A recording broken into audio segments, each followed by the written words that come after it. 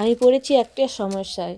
এই দুটো বীজ যে দেখছো, এই দুটো বীজের মধ্যে আমি আঞ্জির ফলের বীজ খুঁজছি। আর এই বীজগুলো প্রায় সমান সমান দেখতে, কোনটা যে আঞ্জির বুঝতে পারছি না। আপাতত আমি একটা বীজ বসাচ্ছি আন্দাজে, দেখা যাক এই থেকে কী গাছ বেরোয়। এ নয় আঞ্জির হবে, না হয় পেয়ারা বীজ হবে, এই দুটোর মধ্যে একটা গাছ বেরোবে। আমি এই বীজটা আঞ্জির ভেবেই লাগাচ্ছি।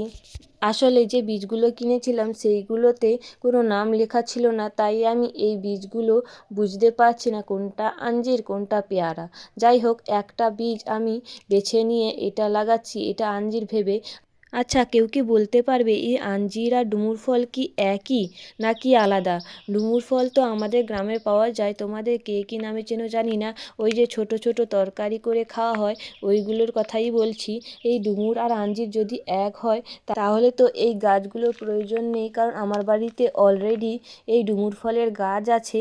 ডুমুর ফল আমরা খাইও না, এমনি এমনি পড়ে নষ্ট হয়ে যায়। আপনাদের যদি আমার ভিডিও ভালো লাগে অবশ্যই লাইক করুন এবং চ্যানেলটিকে সাবস্ক্রাইব করে আমার পাশে থাকুন, যাতে আমি আরও নতুন নতুন ভিডিও ছাড়তে উৎসুক হই। তোমরা ভাবছো যে এই ছোট্ট টবটাতে কেন ছিদ্র না করেই আমি বসাচ্ছি। আসলে ছিদ্র করার প্রয়োজন নেই, যখন গাছ লাগাবো তখন ছিদ্র করব, এখন এইভাবেই থাক।